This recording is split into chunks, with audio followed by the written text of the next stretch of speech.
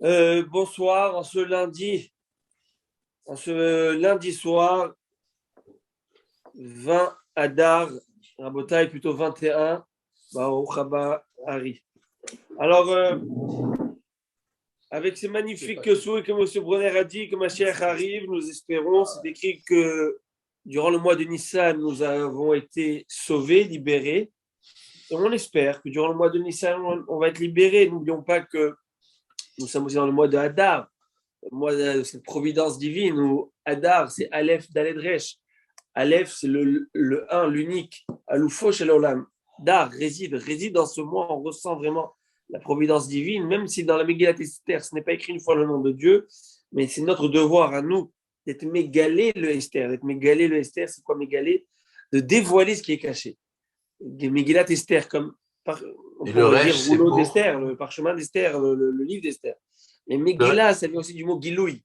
Savoir dévoiler ce qui est caché, savoir ouvrir grand les yeux et voir avec les lunettes d'un homme qui a la émouna en Dieu et voir que ce qui arrive dans le monde, ça ne peut pas être le fruit d'un hasard.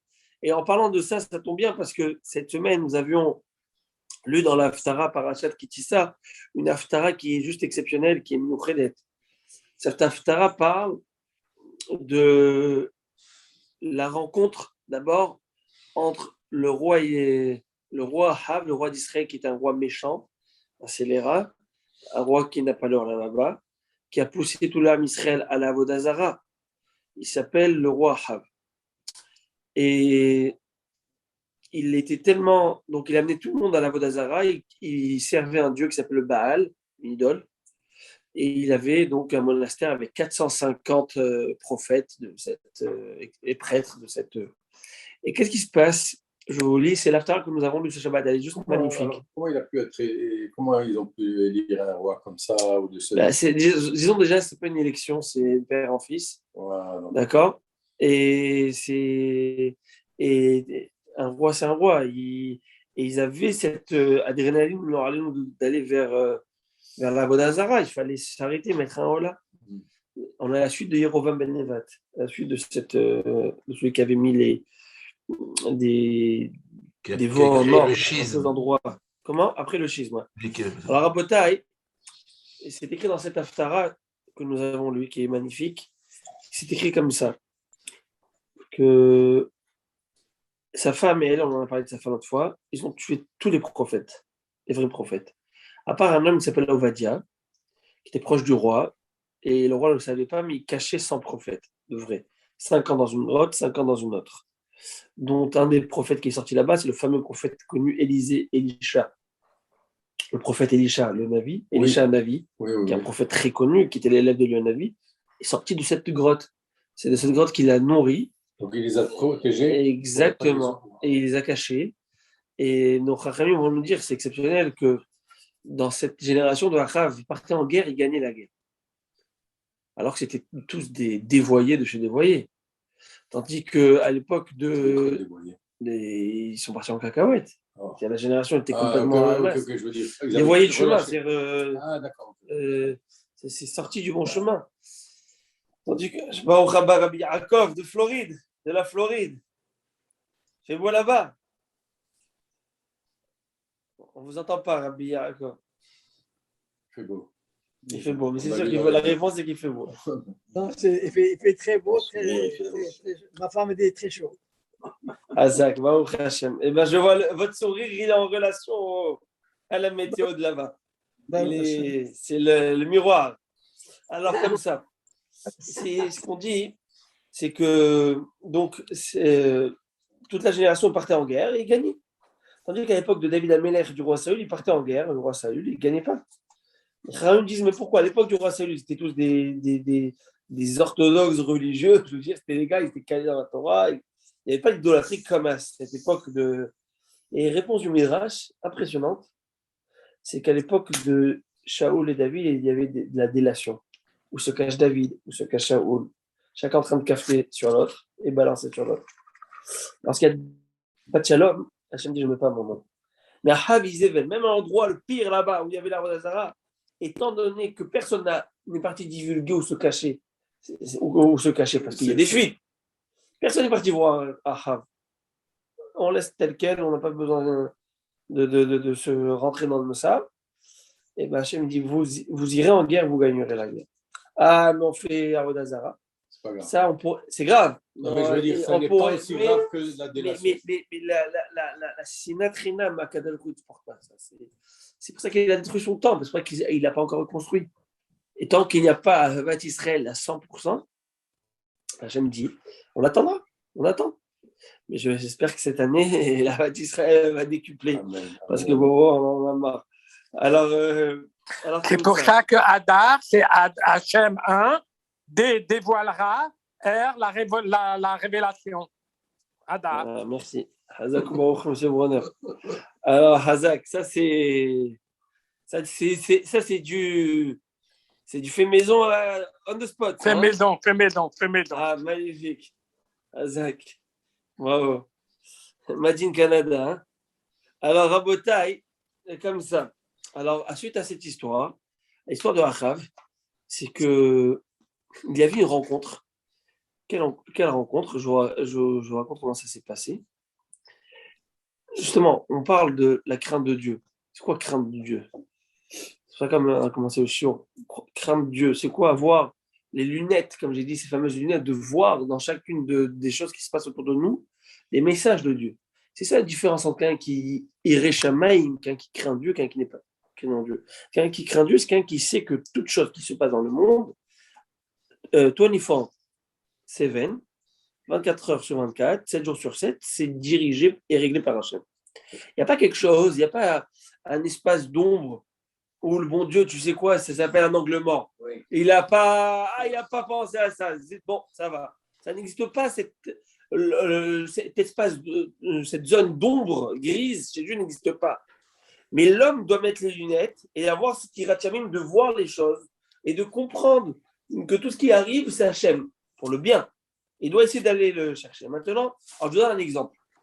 Par exemple, la Gemara nous dit, pas la Gemara, le passouk qu'elle nous dit dans l'époque de Mitzrayim, à l'époque, si je ne me trompe pas, c'était la plaie de Barad, c'est-à-dire la grêle. C'est écrit comme ça. Dieu a dit que il va y avoir la grêle, celui qui ne veut pas avoir ces animaux morts, qu'il les fasse rentrer dans les étables. Et il y a écrit que celui qui craignait Dieu a fait rentrer ces animaux dans l'étable. Et ces autres, ils sont ignorés, ils sont morts. Alors quoi? C'est-à-dire que c'est quoi craindre Dieu? C'est-à-dire comprendre ce qui se passe autour de nous et comprendre que là, il y a une réalité de Dieu. Et il faut arrêter d'être borné et d'aller et de croire en ces thèses, de ne pas croire en Dieu, parce que non, c'est pas possible, c'est surnaturel, métaphysique, ça n'existe pas, je crois à ce que je vois, etc. Non, sache voir autour de toi. Il y a ici énormément de messages et de clins d'œil du bon Dieu, tu dois savoir les décrypter. C'est ça quelqu'un qui craint Dieu, c'est quelqu'un qui sait, qui comprend que ce qui se passe, c'est pas anodin. Et ça nous arrive des situations, on a des situations dans notre vie, dans chaque chose, chaque détail, tu as deux choix. Ça arrive dans notre vie de tous les jours, j'ai raté ces rendez-vous, j'ai eu ci, j'ai fait ça, et tu peux te dire, oh, mais pourquoi, mais comment, c'est cet imbécile là qui a fait cet accident, il n'a pas vu, il n'a pas arrêté dans le feu. Mais tu peux faire ce que tu veux, mais il y a un cas d'Alboukou qui est là, il y a une raison pour chaque chose. Et nous, comme on dit, chaque Ben Israël, qu'est-ce qu'on dit? Gamzoul et Tova, ou comme à David, Rahmana et Tavavid. Tout ce que Dieu fait, c'est pour le bien. C'est comme ça. Comment ça va, Baruch Hashem? Le gars, il a la pire des choses. Comment ça va, Baruch Hashem? C'est ça le Ben Israël, Baruch Hashem. C'est-à-dire qu'on est avec Akadosh Baruch Hu. C'est ça la grandeur du Ben Israël, c'est qu'il vit tous les jours avec Hashem. Maintenant, je vous donne un exemple de quelqu'un qui ne croit pas en Dieu. Ne pas croire en Dieu, c'est-à-dire tu peux croire en l'existence de Dieu, mais tu ne crois pas en cette providence de tous les jours. Regardez cette histoire incroyable. Il y avait un homme qui s'appelle Hayel Betaeli. Un rachat, Merusha, mais le gars top. Top 5 il est dedans, quoi. Alors, ce type-là, qu'est-ce qui se passe? Souvenez-vous que quand Josué a détruit la ville de Jéricho, il a dit tout homme qui osera reconstruire cette ville, en commençant par les fondations de la ville, il perdra son premier fils, et en terminant par les portes, il terminera avec son dernier fils. Et il y avait un homme, Hiel Betaili, il se passe, je fais quoi? Une promesse mais c'est des bêtises, tout ça, des foutaises. Il construit. Allô, tu mets la vie de tes gosses. Tu sais quoi, si tu es un gambler, il n'y a pas de problème, mais joue avec tes deniers à toi, ce que tu as dans la poche. Mais pas tes gosses. La fierté humaine, la fierté humaine. On ne sait pas combien est la bêtise et la démence de l'homme. L'homme peut aller à des, s'il ne sait pas se mettre des barrières, et il voit son premier gosse mort, deuxième gosse. Il termine, son 7e enfant meurt. 7e enfant, mais tu es fou, quoi. Mais arrête. Il est au moment des condoléances, vous savez qui est là, le roi Ahav, qui est fier de lui. Bien sûr, construit. Il est là, le roi Ahav. Et qui est là aussi, Eliyahu Hanavi. Ahav le voit, il lui dit, ah, j'ai tellement de peine, certainement tu dois avoir un problème génétique dans les enfants. Ça va savoir que va savoir que sanguinité ou je ne sais moi ce que tu dois avoir. Ah, beaucoup de peine. Bien sûr. Eliyahu lui dit, mais qu'est-ce que tu racontes comme ça là? Il est mort, Eliyahu Hanavi. Il a dit, qu'est-ce que tu racontes comme ça? Qu'est-ce que tu lui dis? Qu'est-ce que tu la racontes? C'est un décret. C'est noir sur blanc. Yoshua l'a dit, il ouvre le livre. Celui qui construira perdra son premier enfant. Il termine. Voilà ce qui s'est passé. Arrête de faire, arrête de croire, arrête tes bêtises. Il dit, je crois vraiment en tout ça. Mais arrête, ce sont des foutaises. Preuve à l'appui. Tu veux une preuve? Ce sont des foutaises, tout ça. Et arrête de croire en cette Torah, franchement. Alors là, vis dans un monde réel. Ça suffit avec toutes tes bêtises. Tu es dans un monde scientifique, il n'y a que la science qui parle, il n'y a pas autre chose. On parle de quelle époque là? On parle du premier Beth Amikdash. Waouh. 2 siècles avant. Alors, il lui dit, alors écoutez le Hav, Racha. Il lui dit, merci beaucoup. Il lui dit, mais arrête. Alors Eliyahu Hanavi lui dit, tu n'as pas honte de parler comme ça? Il dit, pas du tout. Il dit, mais je vais te prouver, ce sont des foutaises. Si c'était vrai tout ça, le rabbin, le Rav, l'autorité de Yoshua, comment il s'appelle? Moïse a dit dans sa Torah, Vatsar et Tachamim, Veloyematar, celui qui va faire la Avodah Zarah, vous n'aurez plus de végétation, plus de culture. Mais nous, on vit très bien. Alors, c'est quoi? Donc, ce sont des foutaises. Et pourquoi Hachem ne l'a pas puni? Parce qu'Hachem est tellement bon, tellement Rahman, qu'on n'a même pas idée. Akadosh Baruch Hu est tellement Rahman, il dit on va attendre encore. Et là, Eliyahu Hanavi le voit, il dit c'est ça que tu dis? Parce que le bon Dieu a été trop doux avec vous? Parce que le bon Dieu a été trop doux avec lui, c'est ça qui amène comme preuve? Tu veux voir? Demain, il n'y aura plus. Demain, il n'y a plus de pluie. À Botaï, 3 ans, plus une goutte de pluie. Il restait 5 chevaux en tout Eretz Israël, ils ont tout mangé, plus rien. Un jour, Eliyahu Hanavi, Ovadia l'élève de Eliyahu et le copain de Ahab, copain, c'est celui qui avait caché les saints prophètes. Eliyahu Hanavi lui demande, fais-moi une rencontre avec Ahab. Fais-moi un sommet. Il lui dit, mais tu veux qu'il me tue ou quoi? Si je sais que. Fais-moi un sommet. Il lui fait un sommet, ils se rencontrent. Il lui dit, Ahav, ose dire Eliyahu Hanavi, Ocher Israël Ata. Tu es le destructeur d'Israël. C'est à cause de toi que personne n'a connu. Il dit, moi, je ne suis pas le destructeur, c'est toi. C'est toi qui as amené tout le Ham Israël à la Avodah Zarah. Moi, je suis pour rien.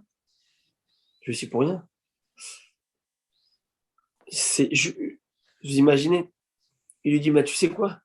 Ça suffit maintenant. On va arrêter ce petit jeu. On va amener tout le Ham Israël. Tout le Ham Israël. On les amène sur le mont Carmel. Vous avez été, je ne sais pas si vous avez Haïfa là-bas, la Méhara de Lyon. Ouais. Amène tous. On va faire un deal. C'est là où il y a la grotte de Rabbi. Et là-bas, il amène, c'est à l'Aftara de cette semaine. Et tout le Ham Israël, il est là. Et qu'est-ce qu'ils font? J'adore cette histoire. Je peux la raconter 1 milliard de fois. Qu'est-ce qui se passe? Tout le Ham Israël, il est là. Ils construisent un hôtel pour Hachem et un hôtel pour le Baal. Et là, Eliyahu Hanavi va dire une chose. Il va égorger 2 veaux. Ils vont égorger 2 veaux. Un pour Dieu, un pour le Baal. C'est pas terminé. Souvenez-vous, cet homme qui a perdu ses enfants, oui. il va jouer à quelque chose de majeur ici. Il va essayer de faire quelque chose, quoi. Ils ont dit, on va prier au Baal. Mais eux-mêmes savaient que c'était des foutaises. Mais ils croyaient tellement à leur bêtise. On dit, tu vas te mettre en dessous l'autel et tu vas allumer le bûcher par un briquet qu'on va te donner quelque chose. Et dès qu'on va dire Baal, année, réponds-nous Baal, toi tu allumes. Tu mets le feu par en dessous. Comme ça, l'autre, il aura rien. Ça, il aura rien. Qu'est-ce qu'ils vont? Et c'est ce qu'il va faire. Il va aller en dessous. Le bon Dieu lui envoie une petite vipère. Il s'est occupé de lui. Il a terminé là-bas. Et là, qu'est-ce qui se passe? Tout ça, c'est l'Haftara qu'on a lu cette semaine. Je vous invite vraiment à lire la traduction. Et il commence à prier. Priez Baal, réponds-nous. Et l'autre, il est mort en dessous. Et lui, il est mort en dessous. Il dit, il y a un truc qui ne va pas dans le. Il appelle. Allô?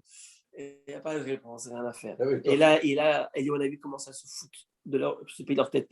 Il leur dit peut-être que votre Dieu est en train de faire ses besoins. Wow. Hein, peut-être qu'il est en train de se querelle avec ses ennemis. Peut-être qu'il est parti faire des courses. Bref, en tout cas, tout ça. Peut-être qu'il n'a pas entendu. Peut-être qu'il n'a pas entendu. Peut-être ici, peut-être qu'il n'entend pas, peut-être qu'il est. Et il est plus fort. Alors, et là, ils vont se lacérer, ils vont se frapper avec des coups de trucs, comme les, vous savez, dans les trucs de bouddhisme, là, je ne sais pas moi, dans les monastères. Se frappent. Hein? Les Iraniens. Les Iraniens. Ils se flagellent. Ils se flagellent, ils patati, le sang coule. Et il y en avait ri et dit allez, vous voulez, c'est bon. Mais c'est pas ça. En plus, regardez la courtoisie, la grandeur. Juste, j'ai lu ça de Léon Navi. Et Léon Navi, il leur dit à vous de commencer. Vous êtes les plus nombreux, à vous de commencer. Regardez, même les courtoisies. Et il sait que c'est des Rechaïm. Vous savez quoi, allez-y. Vous allez terminer à l'heure de Mincha. L'heure de Mincha, il dit c'est bon, on peut y aller, mais là, il va dire. Il va leur dire comme ça, Rabotai. Si vous êtes pour Dieu, si vous êtes pour le Baal, allez chez le Baal. Si vous êtes pour l'Église, allez à l'Église. Si vous êtes pour Dieu, allez chez Dieu. Mais ne faites pas le samedi la synagogue et dimanche l'Église. Ça ne marche pas. Non. Jusqu'à quand vous faites les deux? Quand tu joues sur les deux tableaux, ça ne marche pas non plus. Im Lachem, les rois arabes. Si vous êtes pour Dieu, vous croyez en Dieu, allez à Harab. Monsieur les rois arabes. Il faut mettre le. Regardez tous. On ne te voit pas. Mais, attendez.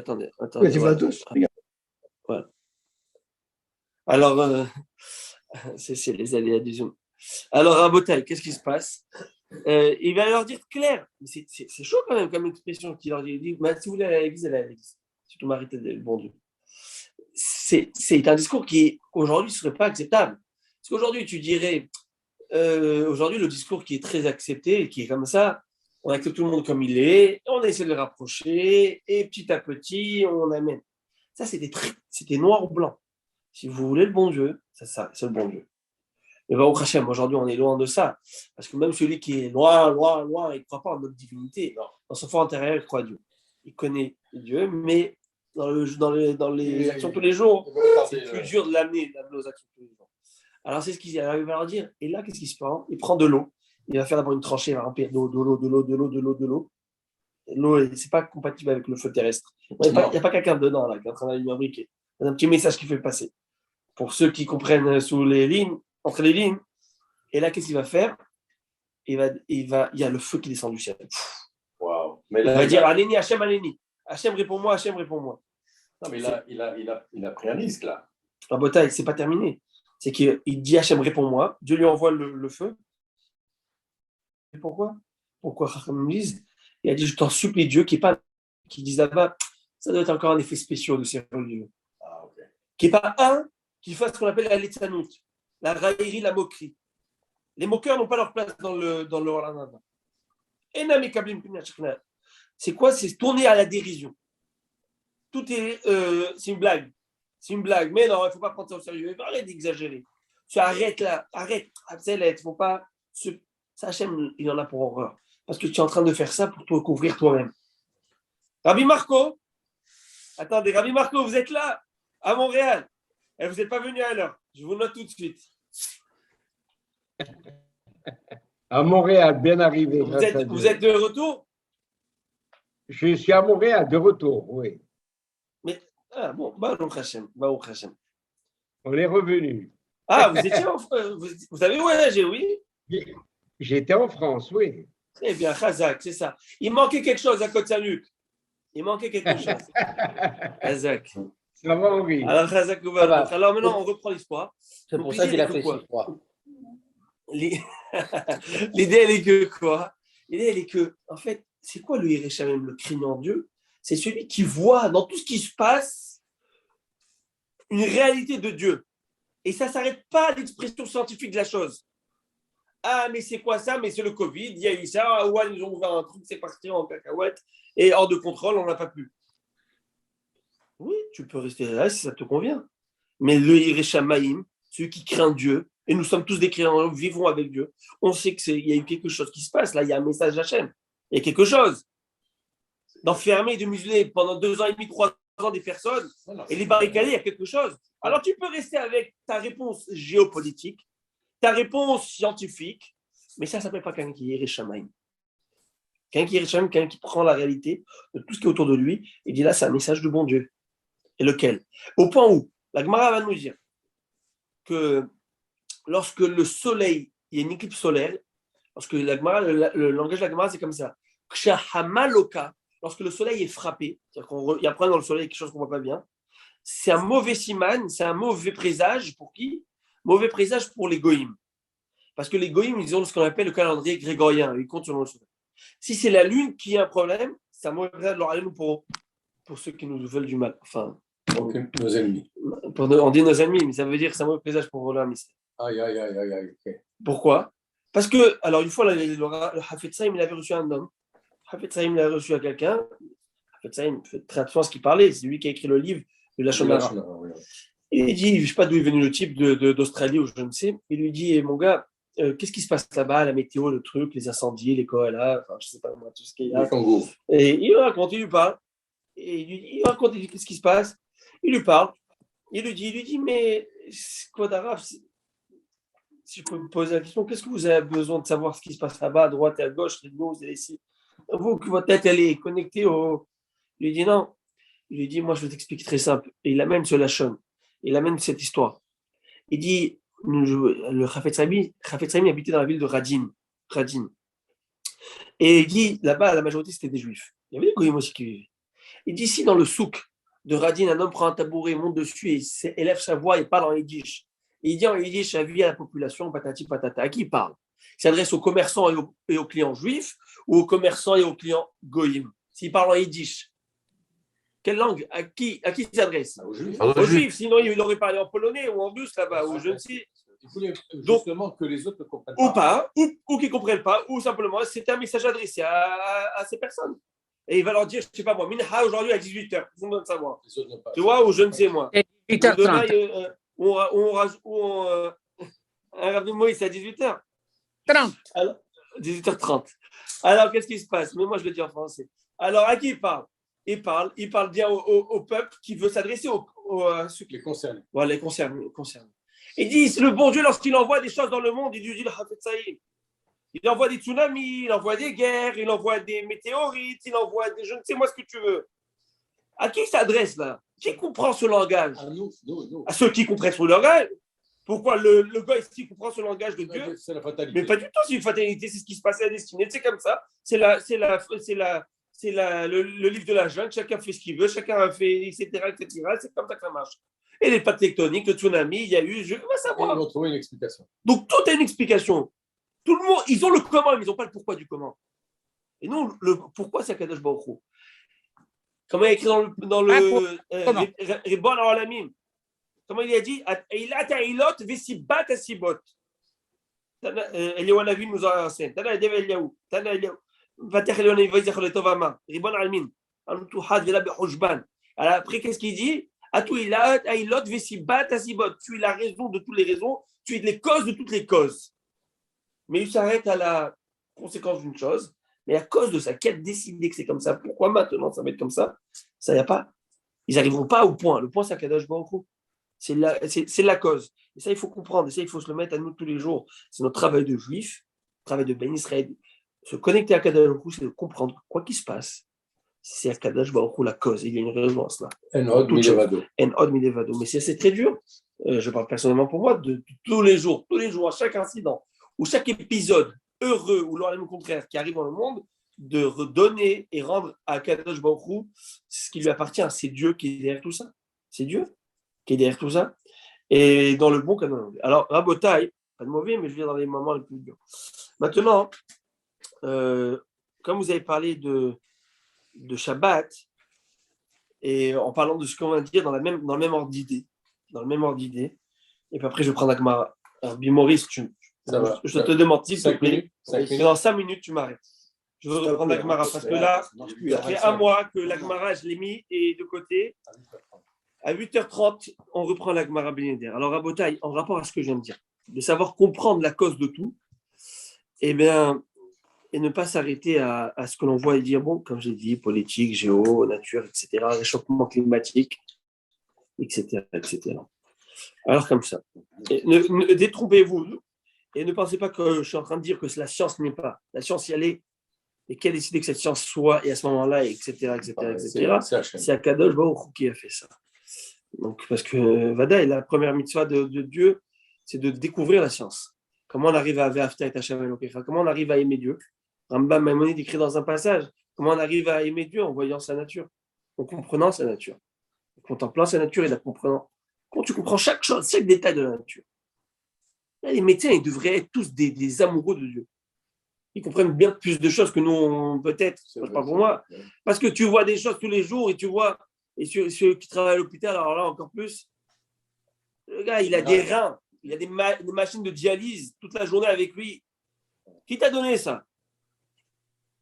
Pour restructurer un doigt, pour je ne sais pas, va voir que ce que ça. Ah, mais moi, j'ai rien, je suis fauché. Mais tu sais ce que tu as dans les mains, dans les pieds? Achir, on dit que Achir, Réseau Achir, à sa mère, l'homme riche, c'est celui qui se contente de son sort. Achir, le riche, c'est Aïn. C'est quoi Aïn? C'est Enaïm. Shin, c'est Shinaïm. Yud, c'est Yadaïm. Resh, c'est Raglaïm. Tu as tout ça, tu peux manger, tu peux parler, tu peux tout. Dis merci à toi. Et ça, c'est Imet. Ça, c'est Imet. Quand quelqu'un il va avoir une timra en lui, il va être sa mère, il va être content. Et parfois, dans la vie de tous les jours, tu peux voir à droite, à gauche, tu peux avoir la jalousie, tu peux avoir d'assis, tu peux avoir ça, tu peux avoir des notes. Tu vas être content. À un moment, concentre-toi sur ce que tu as. Concentre-toi sur pas ce que tu n'as pas, ce que tu as. Que Baruch Hashem, tu es en bonne santé, tes enfants sont en bonne santé, Baruch Hashem, etc. Que ça aurait pu être pire, que ça aurait pu. Et qu'il y en a qui n'ont pas. Comme il dit le Haïda, tu veux être content? C'est quoi qui rend un homme pas heureux? C'est tout ce qui est matériel. Tout ce qui est matériel, il n'a pas, il n'est jamais assez, il n'est pas satisfait. Alors il te dit, arrête, mitahat. Celui qui, tout ce qui est eretz, c'est terre physique, regarde celui qui est mitahat. Tahat, ça veut dire qu'il est en dessous de toi. Regarde celui qui n'a pas, qui a moins que toi. Les grands gens là-bas, dans l'Afghanistan, je ne sais moi, tu les vois là-bas, ou même au Maroc. Moi, j'ai vécu, je voyais des gens qui n'ont rien. Quand je vous dis rien, c'est rien. C'est le strict minimum, ils n'ont rien. Même pas des dents. Une fois, je vous fais une blague, mais ça me fait de la peine. J'étais à Casablanca, je me rappelle encore la rue Galilée. Je ne sais pas si vous connaissez, Rafa et Galilée. Et je marchais là-bas et il y a quelqu'un qui me demande l'aumône. Personne, j'avais pas sur moi, j'avais pas de pièces. Ce que j'avais une gomme. Vous savez, les grosses gommes américaines, j'avais une grosse gomme. Alors, vous savez, j'ai eu de la peine. Je lui ai dit, tiens, tiens pour toi. Il me dit, je peux pas. Il me montre, il avait une dent. Une dent. Une dent. Avec quoi tu veux qu'il mâche la deuxième? Pour vous dire que même ça, je vous dis, bon, non, il faut remercier Hachem. Chaque détail. Alors maintenant, je reviens. Il y a un tour. Le tour, c'est un Sefer d'Alacha. Le Shulchan Aruch se base sur ce livre qui s'appelle le Tour. Tout le Shulchan Aruch est calqué sur le livre qui s'appelle le Arba Tourim. Et je termine dans un instant. Attends, Maurice, ne vois pas la montre. Alors, c'est écrit comme ça. C'est écrit que Shabbat, nous avons pour coutume, et pourquoi je parle de Shabbat maintenant? Parce que, déjà, pour continuer ce que je veux dire, et la paracha de cette semaine parle de Shabbat. Il faut savoir que toutes les lois de Shabbat, ce fameux Shabbat et toutes ces lois et contraintes du Shabbat, d'où elles viennent? De notre paracha. C'est dans notre paracha que nous allons voir, Dieu va donner la mitzvah du Shabbat aussi. On l'a vu la semaine dernière, mais Dieu, il est écrit dans la Torah, tu feras le Shabbat, tu observes le Shabbat. C'est quoi observer le Shabbat? C'est se mettre devant avec un viseur, un sniper, observer. C'est quoi observer? Observer, c'est les lois. Quelle loi? Il y a écrit dans la Torah, n'allume pas le feu, c'est ce qu'il y a écrit. Ou ne porte pas. Il y a le reste. Tout le reste, il est où le reste? Tous les travaux qui se faisaient au Beth-Amikdash. Tous les travaux qui se faisaient au Mishkan, je le sais. Le Rav Boadana nous a fait un beau cours là-dessus, dimanche matin. Justement sur les 39 travaux du Shabbat. Qu'est-ce qu'il a dit? Oh, Moïse, qu'est-ce qu'il a dit? Non, mais il a donné toutes les explications. Il a calqué les 39 travaux aux habits et à Beth Amikdash. Aux travaux du Beth Amikdash, oui. Bravo. Et donc il a expliqué où ça se situait. Exactement. Chacun de ces 39 travaux, on l'a retrouvé dans le Beth Amikdash. Absolument. Très bien, bravo. C'est la base. D'où nous savons qu'on ne peut pas faire telle et telle chose. Par exemple, je donne un exemple, pétrir, trier, broyer, pour en faire de la farine moudre, etc. Donc tout ça, ça s'apprend de tout ce qui se faisait pour préparer, confectionner tout ce qui se faisait au Mishkan. Parler de transformation. C'est une liste qui est assez longue. Comment? Et parler de transformation. Exactement, toutes ces transformations, bravo. Et tout cela Et donc, c'est notre paracha que nous apprenons tout ça. Donc, c'est la base. Maintenant, en parlant de ça, on verra que Shabbat, on connaît tout ce texte, on l'avait vu à l'époque, de Moussaf. Dans Moussaf, qu'est-ce qu'on dit? Tikanta, Shabbat, Ratita, Korbanotea. Vous connaissez ce texte? Oui, le premier après Atakadosh, Shimcha Kadosh, Ukdoshim, Mechol Yom, Elu Chasela. Il y en a qui lisent un autre. Il y a un autre texte, mais la majorité non, mais la majorité de la majorité, en fait, ça provient du tour. Hein. C'est déjà dans la presse, dans les Rishonim. Il dit que c'est ça qu'on doit lire. On doit lire ce texte. Qui veut dire quoi? Tikanta Shabbat. Tu as mis le Shabbat. Comment? Tu as voulu les offrandes et les sacrifices, etc. Et vous remarquerez que ça va dans un ordre alphabétique. Tikanta, Tav, et Shabbat, Shin, Korbanotea, décroissant. Tu as voulu, Korbanotea, ça va dans un ordre décroissant de l'alphabet. Tav, regardez. Ça veut dire l'alphabet à l'envers. Alphabet à l'envers. Et vous allez voir que les 4 premières lettres, donc Tikanta, Shabbat, Ratita, Korbanotea, ces 4 lettres, ça fait quoi comme mot? Ça fait tishrok. Tishrok veut dire souffler, siffler. Siffler. Ah, wow. Siffler. Comme le chant. Le siffler. C'est quoi cette notion de siffler? Alors, il dit que ça rappelle un verset qu'on attend et on espère, où le prophète Zacharie, si je ne me trompe pas, il dit il viendra un jour où Dieu va nous siffler et va nous regrouper. Siffler, pas comme. Ne pas le prendre dans le mauvais sens, hein, messieurs.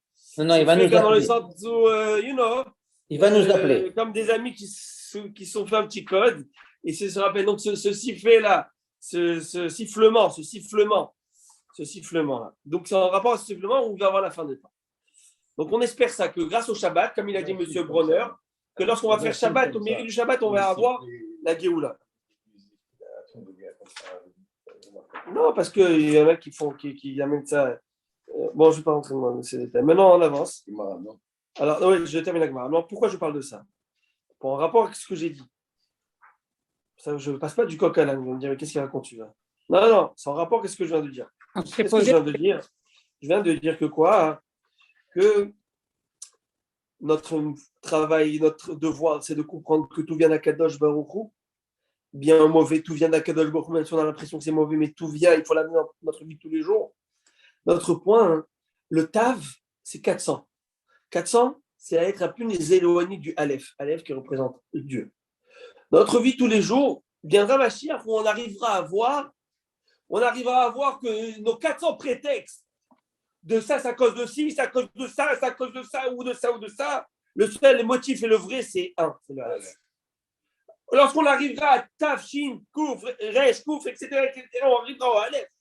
Comprendre que c'est le Aleph qui est la base de tout. Et on ne reste pas sur nos 400, sur notre Tav là. C'est ce qui dit Raphaël Kenevski. Alors on arrivera à comprendre que même ce qui est mauvais, ou on a l'impression que c'est mauvais, vient du bon qui est à Kadosh Baruch Hu. La Mashiach viendra. Et là, ça va être les mots à Mashiach. Ou à l'époque du Mashiach, on prendra que tout vient d'eux. À l'époque du Mashiach, c'est que quoi? C'est que simplement, on va être complètement dévoilé. On comprendra tout cela. Tous les jours, à chaque moment. Il n'y aura pas de filtre. Il n'y aura pas ce filtre-là. Deuxième explication, c'est que le Beth Amikdash a été détruit à cause de quoi? De la Sinatrinam, la ligne gratuite. Du 400, on arrivera au Aleph. Et qu'on arrivera plus éparpillé au 1, au Aleph, au Ardout. La Ardout, qui représente l'union, qui fait la force. Eh bien, Mashiach viendra. Et Bezrat Hashem, on aura Géoula Shelema, Amen, Amen. Voilà, Rabotai. Maintenant, revenons à nos moutons. Sifflet. Ah non, j'ai fini de siffler. Rappelez-les. Comment? Rappelez les moutons. Ah, vous rappelez les moutons. Voilà. Mais vous rigolez, c'est que l'âme Israël a été comparé au troupeau de Moshe. Moshe, c'était le berger et son troupeau, c'était l'âme Israël. C'est pour ça qu'il a été choisi. Voilà, mais on est un troupeau, on n'est pas des moutons. C'est ça l'âme Israël. L'âme Israël, qu'est-ce qu'il a? Un Oref, la nugrède. Tu crois que je suis un mouton, moi? Attends, je vais te montrer ce que c'est un mouton. Mais c'est ça qui a fait valoir à Israël son adhésion à Hachem. Et même s'il avait un revolver sur sa tempe, moi je suis un Ben Israël, saute en l'air. Ah, mais j'étais pas pratiquant, c'est pas grave. Moi, ma neshama, elle est là, elle brûle pour Dieu. Elle brûle pour Dieu. Ça c'est la grandeur de l'homme. C'est pour que Hachem dit Mi ke'amcha Israël. On dit Goy echad ba'aretz. Qui est comme toi parmi les peuples, ô Israël? Un seul peuple parmi tous les peuples qui est comme ça, qui n'a Dieu que pour Akadosh Baruch Hu et le cœur que pour Akadosh Baruch Hu. Alors maintenant, on avance. On reprend la Gemara. La Gemara, elle parlait de quoi? Alors, celui qui veut l'ouvrir, c'est la page Lamethaït, page 38, en bas de la page, le dernier quart de la page. On va parler de cette fameuse Mishnah. Cette Mishnah qui nous avait dit quel bracha on fait, récitons-nous sur des éléments. Par exemple, on avait vu sur les fruits de la terre, on fait Boré Piradama, Lamethaït, Lamed Echet, 38. Lamethaït. Et sur les fruits de la terre, on fait. Vas-y, je te. Tu vois, c'est très. Ouais, les préchotes. Hamoud Bet. Alors, non, on va commencer par les brachot d'avant, après les brachot d'après. Vous savez, c'est Voilà, moi, c'est la deuxième page de la main. elle est ici, hein. Voilà, en gras. C'est une page spéciale, elle est faite pour que ça fasse pas mal au. Oui, la Là, couleur. c'est blanc. La couleur, La couleur, ouais. Et pour toi, Harry, spécialement fait sur mesure. Ça le soir, quand tu reviens, tranquillement, tu es de l'autre côté, là. La maîtresse, en gras. Voilà, exactement, tu as mis le doigt. Alors, on va voir que sur tout ce qui pousse sur la terre, on fait Adama, tout ce qui pousse sur les arbres, on fait Aet, c'est clair et net. On avait remarqué que la vigne, on faisait Boré Pirag Geffen, c'était spécial. Pourquoi le fruit de la vigne, il avait quelque chose de spécial, c'est qu'il réjouissait l'homme, et aussi il avait un côté nutritif, etc. Très bien. Ça, c'est le côté, c'était le côté, c'est ce qu'on a vu jusqu'à maintenant. Maintenant, on a vu que sur tout ce qui vient de la terre, on fait quoi normalement? On fait Adama, à l'exception du pain. Que sur le pain, on fait quel bracha? Amoti lechem min haaretz. Parce que lui aussi. Parce que le pain, c'est la nourriture de l'homme par excellence. Donc les Chachamim m'ont donné une bracha spéciale. Maintenant, Rabotai, cette bracha que l'on fait à chaque repas, Ouda, sur le Shabbat, Amoti lechem min haaretz, d'où elle vient ce mot Amoti lechem min haaretz? Et c'est ça que la Gemara va essayer d'élucider, de comprendre.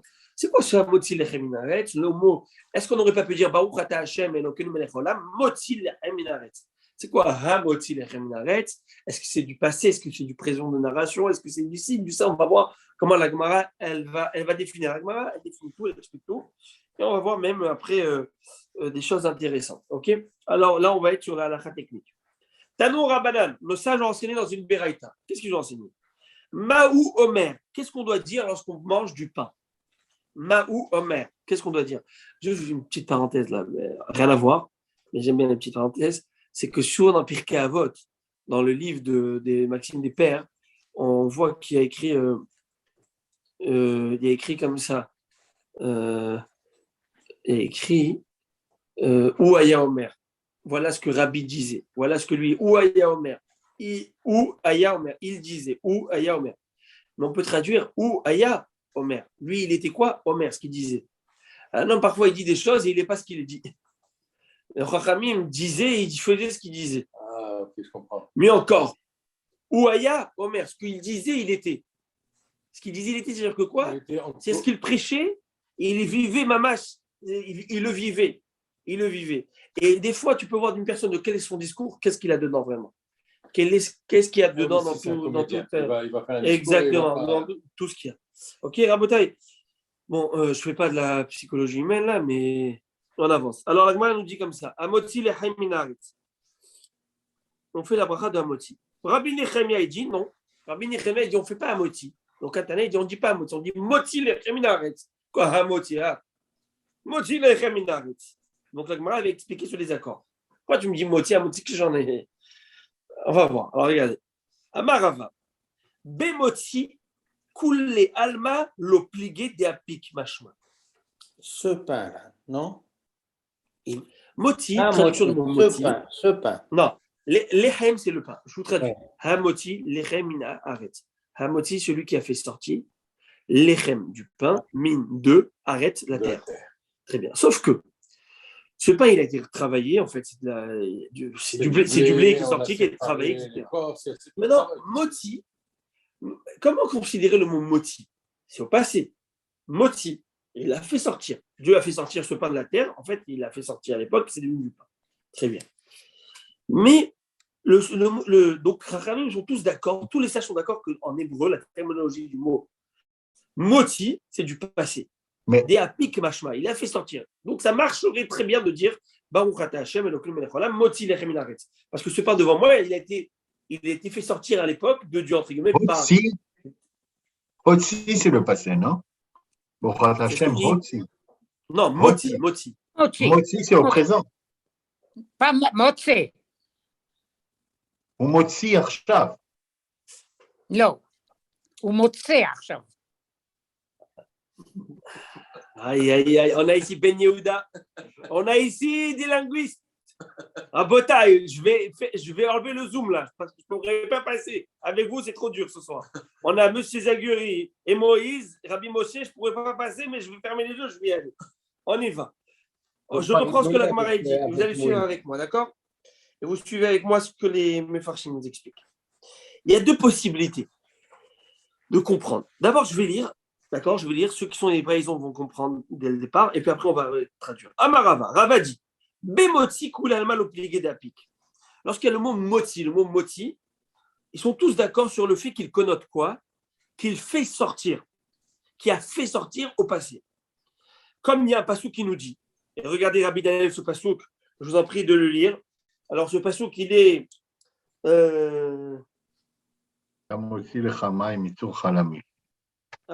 avez la Gemara devant vous. Amotzi, le passouk qui dit El Motia Mimitzraïm. Vous connaissez ce verset? El Motia Mimitzraïm. Ketoafot Remlo. Donc, Motiam, Moti, et puis après, tu veux le mettre au pluriel. Donc, c'est Motiam, Dieu les a fait sortir d'Égypte. Comment le passouk qui dit Dieu, El Motiam Mimitzraïm. Dieu les a fait sortir. Donc, Moti, tu vois bien que c'est du passé. Très bien. Qui pliguait, donc sur quoi ils sont en désaccord? Sur le mot de Hamoti, lorsque tu mets le He avant.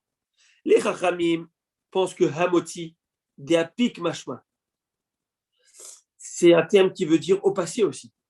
Hamoti, c'est dans le sens qui veut dire aussi du passé. Et tu dis, j'ai une preuve à l'appui que le mot Hamoti veut dire aussi passé. Parce qu'il y a un passage qui dit comme ça Amolichacha bamidbar agadol, ce Dieu qui t'a fait. Traverser dans ce grand désert, Vanora est redoutable, Nachash Saraf et Akra, où il y a les serpents, scorpions, etc. Vetimaon, il y a un endroit aride où il n'y a pas de quoi boire. Asher En Maïm, où il n'y a pas d'eau. Hamoti Lecha Maïm, Mitu Achalamish. Donc c'est Dieu, c'est Moïse qui est en train de reparler au peuple d'Israël, tout ce que Dieu vous a fait, etc. Il parle au passé, à la fin des 40 ans. Il dit Dieu qui vous a Hamoti Lecha Maïm, Mitu Achalamish. Il vous a fait sortir de l'eau d'une pierre sec. Donc, il parle quoi au futur? Non, il parle au passé. Donc, tu vois bien que le mot Hamoti veut dire aussi passé. Et Rabbi Nehemia Sava, tandis que Rabbi Nehemia pense Hamoti, des mapik mashma. Hamoti, quand tu dis quelqu'un Hamoti, c'est quelqu'un qui son présent, c'est un présent continu. C'est un présent continu. Ani Hamoti. C'est quoi ce présent continu? Je vous montre. Du passé. Il amène un pasouk. Chez Neymar, Amoti, Etrem, Itachativ, Lot Misraim. C'est un pasouk, je vous dis. Regardez tous. Il vous fait sortir. Hein? C'est qui vous fait sortir, c'est même pas un présent continu, c'est un futur. Et d'où je vous lis ça? Regardez le pasouk qui va dire. Alors, c'est quoi je vous lis le pasouk. Et que Hamoti, c'est du futur. Ah, waouh. Pourquoi? Tu dis quand. Où tu vois ça? Oui, alors, mais chacun il amène un verset, chacun va expliquer son verset. Regardez comment il va faire. Il va dire comme ça. C'est pour ça que lorsqu'on est dans de la grammaire, c'est un peu plus. Parce que c'est. Alors regardez, il dit comme il dit, j'ai une preuve. Dieu dit à Moïse, vous connaissez tous ce passouk, Vela Kartei et Trem Liléa. Je vous prendrai, Dieu dit à Moïse, je vous prendrai comme peuple. Vaïti Lachem Elohim. Et vous serez pour moi. Je serai pour vous un Dieu. Je serai pour vous un Dieu. Vidatem Kiani Hashem Elokechem, vous saurez que je suis votre Hashem, votre Dieu. Amotzi Etrem Mitachat Tivot Mitzrayim, qui vous fait sortir de l'oppression d'Égypte. Qui vous a fait sortir. Non, là on est avant qu'il lui fasse sortir. Il annonce Amotzi Etrem, qui vous fait sortir. Vous saurez que je suis votre Dieu, qui vous fera sortir. Donc Amotzi, je suis Hashem, votre Dieu, qui vous fait sortir. Qui vous fait sortir, c'est un futur, je ne sais pas comment dire ça, un présent de continu, un futur proche. Il vous fait sortir. C'est moi qui vous fais sortir là. Bientôt, je vous fais sortir là. Dans quelques minutes. En français, on dit vous fera sortir. Voilà, vous fera sortir. Alors, comment? Hamotzi peut être et au présent, et ça fait du sens. Parce que je vous sors en continu. Tous les jours, je vous sors C'est de très Mitzrayim. joli, Rabbi Daniel. C'est joli, mais c'est de la philosophie. Là, on fait la grammaire. Mais ce n'est pas de la philosophie, c'est le sens dans lequel on emploie. Hamotzi Otrem, je vous fais sortir. Non! Pourquoi Je si suis tu le bon Dieu, comprends, si tu comprends, Ani Hashem, attendez, Hamotzi. là, ils sont en Égypte ou pas? Comment Ils sont en tu dis Égypte au présent? Comment tu dis Attends, au ils sont en présent? Égypte? Ils sont Oui. en Égypte? Oui, Ils sont en Égypte ou pas? ben oui, Est-ce qu'il les a fait sortir d'Égypte? pas encore. Ok, mais c'est pas grave. Euh, Mais je veux dire, non, mais parce que l'idée, c'est je veux dire, on ne se limite pas, c'est le Hachem qui parle, c'est pas un truc, je vous ai passé le truc au passé. C'est la parole de Dieu, donc c'est une parole qui traverse le temps, qui traverse les Mitzrayim. Bon, Rabbi Daniel, c'est beau. Bémet, c'est beau. Mais si on fait comme ça, alors on ne fait plus de grammaire sur cette base de la Torah. On ne peut plus se permettre de faire de la grammaire sur cette base. D'accord, mais Je je ne peux pas te comprends. permettre de faire une grammaire de quelque chose, une connotation grammaticale de quelque chose. Ce que j'essaie de dire alors, c'est comment on dit au présent, je vous te fais sortir. On va voir. On va voir. Ok. Vous me posez une question. Ok. Moi, je Parce vous que pose pour une moi- colle, vous voulez que je vous réponde par une Non, autre non, colle. j'essaie de On va réfléchir, voir. je ne pose pas de Alors, colle. on va voir. On va terminer ce que Ouais. les Chachamim disent. On va voir ce que la Gemara a dit. Ça va être très intéressant. Mieux encore, j'allais vous concéder. Préfixe qui va déterminer si c'est le présent. C'est le préfixe de Hamotzi qui va déterminer. Hineni Motzi Otrem mi Eretz Mitzrayim. Bravo, bravo. Ça, c'est présent. Bravo, exactement. Mais plus encore, c'est que vous verrez que l'interprétation des Chachamim. Maintenant, si je vous pose une question, messieurs, je vous pose une question tous. C'est qui est un peu hébraïsant, celui qui connaît un peu les. Et si je te dis Motzi, donc on a dit que c'est passé, Hamotzi, naturellement pour vous, c'est quoi Hamotzi? C'est du futur. Pour moi, Non, mais non. peut-être que je suis Hamotzi, biaisé. ça reste toujours le passé. C'est un passé pour vous. Mais oui. Ça, c'est ce que les Chachamim pensent. C'est un présent. Quand je dis Hamotzi, ça veut dire qu'il fait sortir. Quand je dis Hamotzi, c'est qu'il fait sortir le pain de la terre. Donc c'est au présent. Et ça va même plus loin, il va arriver au futur. Pour C'est au moi, présent, c'est non? toujours du présent. Je veux dire, je suis biaisé peut-être par mon hébreu, mais Hamotzi, c'est du présent. Hotzeti, c'est dans le passé. Motzi, présent. Ani Yotzi, c'est dans le futur. C'est peut-être de géniteur ou quelque chose. Asher Otzi, ou Ani. Asher Otzi, Alors, Otrem, c'est dans le Otzi, futur. c'est du passé. Otzi, c'est du passé. Ça, c'est sûr. Hotzeti. Yotzi, c'est le Yotzi, c'est le futur. Yotzi, c'est Yotzi, c'est le futur. Voilà. Et la question, elle est. Et Ça, c'est Hamotzi, facile. c'est le présent. La question, c'est Hamotzi. Est-ce que c'est un présent continu, donc Oui. qui va se faire et qui continue à se faire, Oui, puisqu'on ou dit, c'est un passé? on dit Hamotzi, parce que chaque fois qu'on fait le pain, qu'on veut manger du pain, on dit Hamotzi. Oui, mais monsieur, Non, c'est l'œuf ou c'est la poule? Là, on est en train Non. d'expliquer. C'est un On présent veut- continu. Monsieur Arouche, on veut expliquer c'est quoi ce terme Hamotzi. Pourquoi on dit Hamotzi? Vous me dites, c'est comme celui-là, il a Présent vu. continu. Monsieur Arouche, vous faites une blague, ok? Vous l'apprenez bien. Oui, non, je sais, mais C'est comme ça celui-là, veut il a dire dit que c'est un présent il a dit continu. papa, le petit, il a dit papa. C'est très un facile présent ce qu'il a fait, continu. David Amelech, les Télim. Il a tout piqué du sidon. L'Alléluia. En fait, c'est nous qui avons pris de David Amelech. Donc, nous, on veut comprendre d'où ça vient ce Hamotzi. Alors, j'avance. Je ne vais pas rester chantant dessus. Et Rabbanan, les Chachamim comprennent comme ça. Aou Achikamar Léou Kouchabrichou l'Israël. Chachamim disent non, Hamotzi, ça veut dire c'est un passé, un présent et aussi un passé. Il explique, et c'est comme ça que Dieu a dit au Ben Israël et à Moïse. Je vous fais sortir d'Égypte, ils ne sont pas encore sortis, c'est comme ça. Kad mafikna lechu. Lorsque finalement je vous ferai sortir d'Égypte. Avidna lechu milta, j'accomplirai pour vous des choses exceptionnelles. Qui écrit des yad et tout, afin que vous sachiez, Dana ou des fikit yatrom mitzrayim, c'est de l'araméen, que je suis celui qui vous a fait sortir d'Égypte. Dire-t-il, vidatem kani Adonai Elohechem hamotzi. Comme c'est écrit dans le pasouk, vous saurez que je suis Hachem, votre Dieu, qui vous a fait sortir. En fait, ce pasouk, c'est un pasouk qui se situe dans le futur. Et il dit comme ça au Béni Israël. Je vous ferai sortir, quand je vous ferai sortir d'Égypte, et que vous serez déjà libre et affranchi, je vous ferai à ce moment-là des choses exceptionnelles, dont de la Torah, etc., etc. La carte je vous prendrai comme peuple, et vous saurez que c'est moi qui vous avez fait sortir d'Égypte. Donc je mettrai mon tampon que c'est bien moi et pas quelqu'un d'autre. Quand est-ce? Dans le don de la Torah, donc Dieu dit à Obni Israël, je vous ferai sortir d'Égypte, et je vous prendrai comme peuple, et vous saurez à ce moment-là que c'est bien moi qui vous ai fait sortir d'Égypte, pas quelqu'un d'autre. Donc cette phrase se situe dans un, elle parle d'un passé, c'est une phrase qui se situe dans le futur. C'est ça que vous avez dit, Rabbi Naël. Ce que vous dites, c'est beau, mais ça, mais ce que la Gemara a dit ici, ça suit votre idée, mais dans le pshat, dans le pshat, Dieu dit, viendra un jour où vous parlerez de moi au passé. Viendra au jour où je vous ferai sortir d'Égypte, vous viendrez que c'est moi qui vous ai fait sortir d'Égypte. Donc le mot hamoti ici dans le contexte, il est dans un contexte futur. Ça veut dire c'est comme si tu te projettes dans le futur, et dans le futur tu diras un jour, eh bien, c'est le bon Dieu qui m'a fait sortir d'Égypte. C'est ce bon Dieu qui m'a fait sortir d'Égypte. Alors c'est quoi ce terme? Donc ce terme de hamoti, c'est un terme du passé. Non, c'est clair. Mais comment ça s'appelle? Le fait de parler au présent de quelque chose qui n'est pas encore arrivé et qu'on dira au passé. En français, comment ça s'appelle? C'est pas subjonctif, ça. Alors non, ils appellent ça... Le futur antérieur. Le futur antérieur. Le passé antérieur. Vous dites le passé antérieur. Le futur antérieur, pas le passé antérieur. Il y a le passé antérieur. Le passé antérieur, il n'y a que du passé qui est impliqué. Alors que le futur antérieur implique les deux.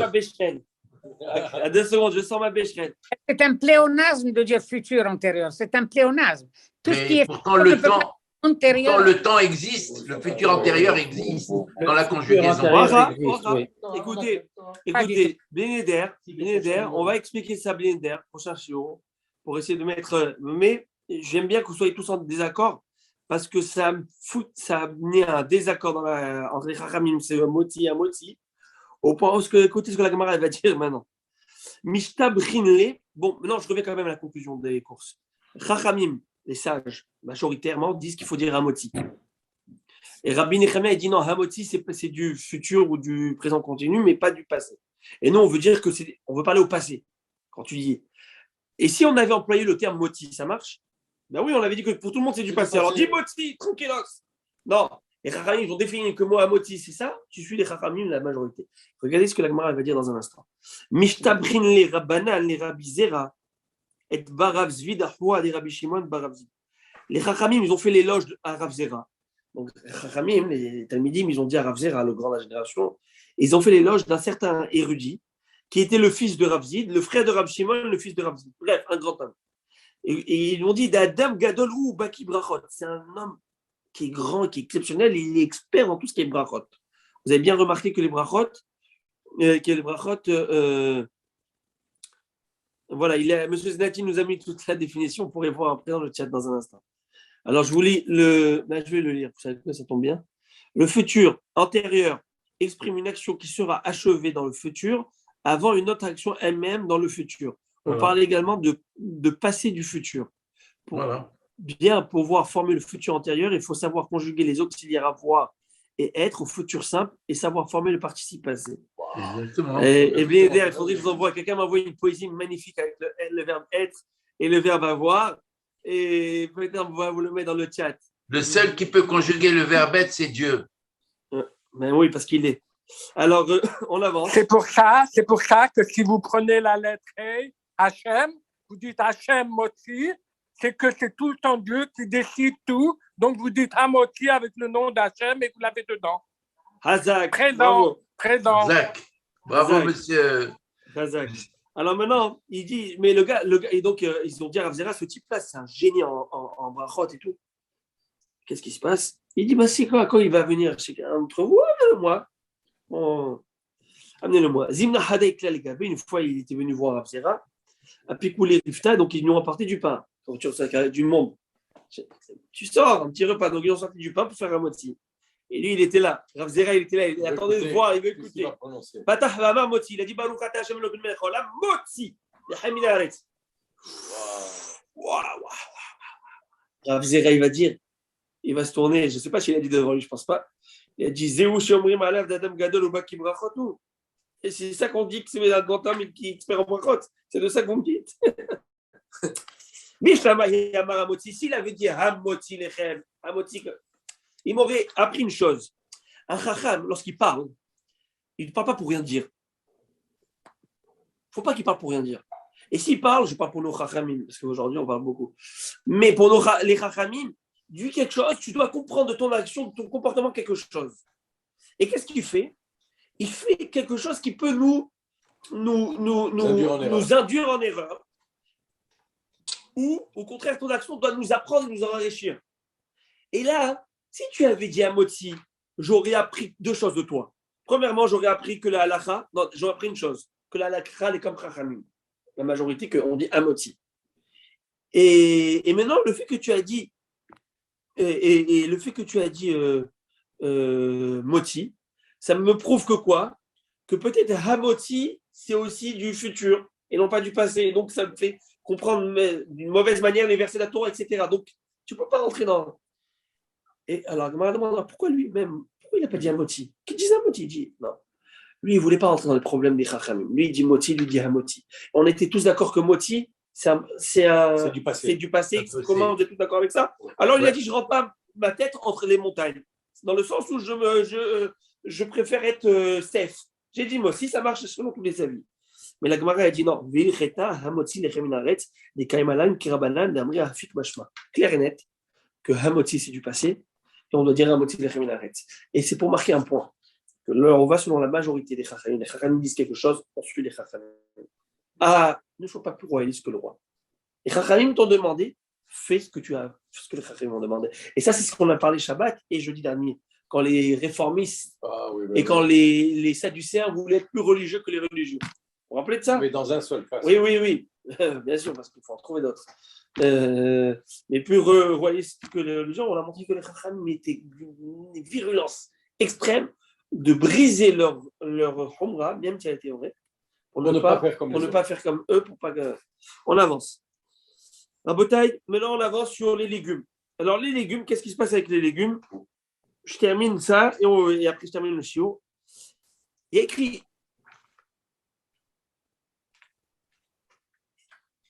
a écrit dans les légumes, juste après écrit comme ça. Sur tout ce qui sort de la terre, tu fais Adama. À l'exception du pain, tu fais Hamoti lechem minaretz. Juste après, dans la même phrase, et sur les légumes, tu fais Boré Peri Adama. Donc, le fait qu'on a mis dans la même, qu'on a juxtaposé l'histoire du pain aux légumes, les Chachamim font tout de suite une juxtaposition et ils déduisent quelque chose. Qu'est-ce qu'ils déduisent? Katane Yerakod ou des pâtes. La Mishnah, elle a expliqué les légumes et elle a juxtaposé au cas du pain. Ah, peut-être c'est pour nous dire quelque chose. Parce que celui qui a rédigé les Mishnayot, c'est Rabbi Yehuda Hanassi. Il a fait vraiment un microscope, vraiment. Il a mis ça avec ça, tout ça connaît par cœur. Il y avait un automatisme, il y avait ici une manière de décrypter ces Mishnayot. Donc peut-être qu'il vient nous dire quelque chose. Que quoi? Ma pâte, de la même manière que le pain. C'est quoi le pain? Quand on dit le pain, on fait Hamoti. Mais le pain, ça désigne quelque chose qui a été transformé avec le feu. Oui. Il y a eu une transformation. Une cuisson, etc. Donc, je peux quand même comprendre que même les légumes, c'est les légumes cuits qui doivent faire Adama. Comme pour peut-être, j'en peux déduire, que ce qui est cru. Voilà, exactement. Que ce qui est cru, c'est pas que donc on ferait quel brachot? On ferait peut-être Shakol ou pas.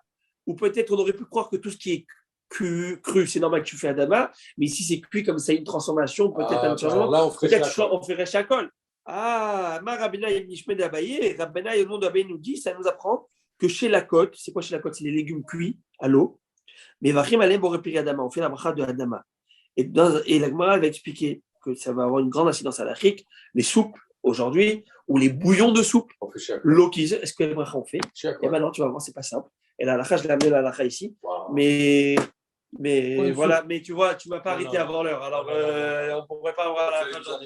Mais Bezrat Hashem, on va s'arrêter maintenant. Mais jeudi, Blineder, on fera shiur. Il se pourrait que, bon, là, jeudi, il y a shiur. Lundi, normalement, il y a shiur. Mais jeudi prochain, il se pourrait, comme j'ai un mariage, c'est peut-être où je viendrai du mariage, vous me verrez alors en cravate, ou on verra comment on va faire Bezrat Hashem. Ok, Rabotai. Alors, je vous salue. Oui, mais le mercredi, le show de Joe. Et lundi, on fait, mardi. Non, on verra. Ça va. Non, on verra. Allez, Golfou.